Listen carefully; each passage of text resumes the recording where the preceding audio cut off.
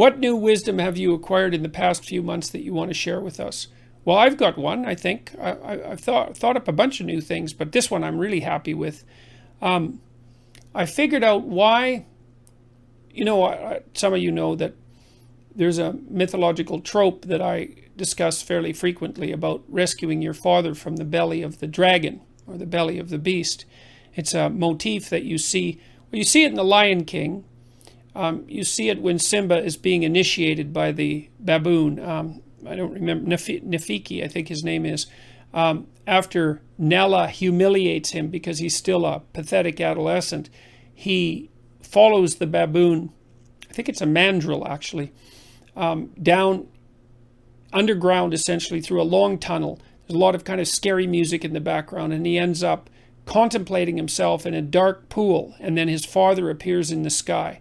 And so that's one example of the reconstruction of the mythology of encountering your father in the abyss. You look into the abyss and you see your father. And then in the Pinocchio story, Pinocchio, of course, when he's trying to become a genuine human being, instead of a marionette pulled by other people's strings, or a neurotic, or a liar, or a jackass, because those are his alternate destinies, he goes down to the darkest place he can find, the bottom of the ocean, and finds the biggest monster he can look at, and inside he finds his father, and then rescues him. And the question is, why do you find your father when you look into the abyss? And I really do think I figured this out, and it's quite exciting to me. It's such a brilliant image. So we know as clinicians, and also I would say as sensible people, but there's good clinical documentation of this, that if you find out, imagine someone's pursuing a goal, and some of the things they have to accomplish or confront on the way to that goal frighten them, and they start to avoid, and then they get more afraid, and of course their ability to pursue their goal or to accomplish their goal deteriorates because they're avoiding. If you're a psychotherapist or even a friend or a supportive loved one, let's say, you're going to encourage the person to face the challenges that are making them afraid, to face them voluntarily. And what happens as a consequence of that is that the person usually is able to overcome those fears and develop the necessary skills and to prevail. And that's partly because, not so much because they get less afraid, but because they get more skilled and more courageous. And so imagine that if you bite off a little more than you can chew, you get stronger as a consequence. And you do that in the gym, for example. When you go lift weights, you lift weights that are a little heavier all the time. And as a consequence, you develop yourself physically and you turn into who you could be. You turn into more than you are. Okay, so if you face fears a little bit at a time, fears and challenges, and you do that voluntarily, then you become more than who you are. Okay, now let's recast that in archetypal language and make it into a kind of ultimate. So if you want to become everything that you could be, then you look into the abyss itself, which is the darkest place that you can possibly contemplate. And that would be the terror of mortality and insanity and of suffering and of malevolence, all of those. It would be like looking into hell, I suppose, to some degree. And then by voluntarily doing that, then you call upon the strongest part of yourself to respond. And the strongest part of yourself is symbolized as the sleeping father nested inside the beast. And so the fundamental truth when you look into an abyss is that you don't see the abyss if you look long enough. It's like an answer to Nietzsche's conundrum. If you look long enough into an abyss, then the abyss looks into you. It's like, well, if you look long enough into an abyss, past when the abyss looks into you, you see who you could become in the form of the great ancestral figures nested inside the catastrophe of life. And then you can join them, so to speak. You can incorporate that and become stronger. And you do that partly by taking on the challenge voluntarily. And that informs you because you learn when you take on challenges voluntarily. But you also do that as a consequence of psychophysiological transformation, because when you place yourself in challenging situations, let's say the abyss is the archetype of the ultimately challenging situation, then you turn on new genes in your nervous system and in your body that code for new proteins, and you build new structures inside of you. And none of that's going to happen without the demand that's placed on you by willing to confront the full terror of life.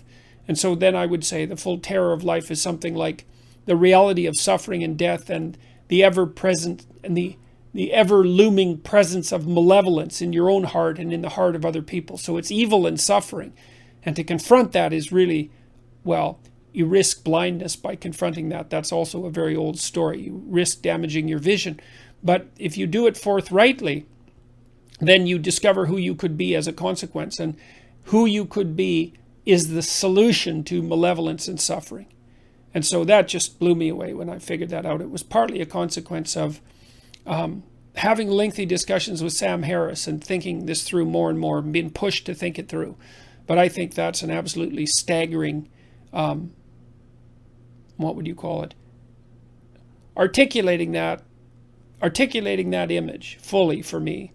I don't know if I've articulated it fully, but articulating it more fully really had a profound effect on me. I think it's such a brilliant conceptualization that inside the darkest place is the heroic ancestor whose identity you could incorporate.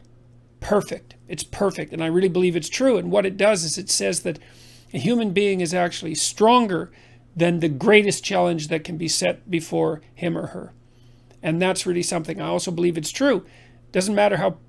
The other thing that's so interesting about that is that it transforms pessimism into optimism. It's like, well, the world is a very dark place. It's full of suffering and it's full of malevolence. And it might even be so full of suffering and malevolence that a reasonable person could question the justification of its being, as Ivan Karamazov does in The Brothers Karamazov, which I would highly recommend, by the way. That's an absolutely great book, Dostoevsky. But the truth of the matter seems to be that if you face the pessimism full frontal, so to speak, then you find something in you that's strong enough to take it on. And that really says something about, what would you say, the relationship between human beings and divinity, I would say, because it takes something transcendent, of transcendent power, to be able to rise above the genuine suffering and malevolence of life. And I do think that we have that within us if we don't shy away from the challenge. So, there's in the story of King Arthur and the Holy Grail. So the Holy Grail is one of two things. It's a cup that either held the wine that Christ drank at the Last Supper or that was used to catch his blood when he was speared on the cross. Either one. But it's the reservoir, let's say, of the fluid that eternally nourishes. It's something like that. And when you go to look for the Holy Grail, you don't know where to look because you don't know where the Holy Grail is. And so King Arthur and his knights, who all sit at a round table because they're essentially equals, each go off to find the Holy Grail, and each of them enters the forest to begin the quest at the place that looks darkest to him. And that's another example of the same idea. Is that it's another example of a dictum from Carl Jung, which he extracted from the alchemical literature, which was in sterquilinus invenitur, which means, roughly speaking, in filth it will be found, or more to the point, what you most need will be found where you least want to look. But you have to look purposefully. If it chases you, you're prey. If you confront it, then you're the thing that can transcend it. And that's an unbelievably optimistic message, because it suggests that if you're willing to take on the burden of being with its suffering and malevolence, that you can awaken that which is within you that will allow you to prevail. And God only knows how deep an idea that is. It might be the deepest of ideas, because who knows what the limit of a human being is. So, well, that's some of the wisdom, so to speak, that I've acquired in the last few months. And there's quite a bit more too. But I'm going to write all this down and hopefully publish a bunch of it in my next book. I figured out a bunch about hierarchies too and how they function. And I've developed a whole new way of conceptualizing. One of the things I was arguing with Sam Harris was the relationship between facts and values, because Sam, and he has his reasons, would like to propose that we can derive values directly from facts. And he wants to do that because he wants to nail the world of values to something solid, so it doesn't float in air and get, let's say, what would you call it, hijacked by the fundamentalists, or dissolve into nihilism, and both of those are terrible ends for a hierarchy of value. So he wants to nail it to something more objective and less relativistic and less grounded in revealed truth.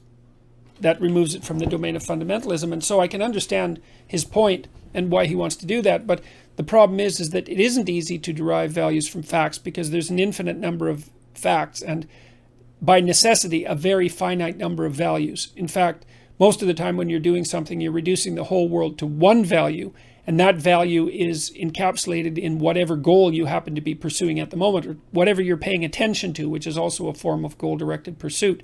And so I've also figured out that, and I kind of knew this, but I could articulate it better now, that you look at the world of facts through a hierarchy of values, and that hierarchy of values is instantiated in your nervous system and simultaneously a social construct, because you pay attention to things of value that you and everyone else have established as valuable through a process of social negotiation. And you need to pay attention to what you think that's valuable that everyone else thinks is valuable, because otherwise you wouldn't have any basis for shared attention, and you wouldn't have any basis for trade with other people.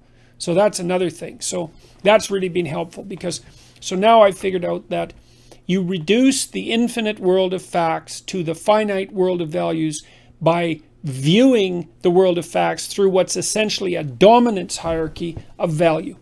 And that exists both out in the social world and neurologically at the same time. And so that's been unbelievably useful to figure out too, and part of a mystery that I've been trying to untangle for about 3 decades. So that's extremely helpful.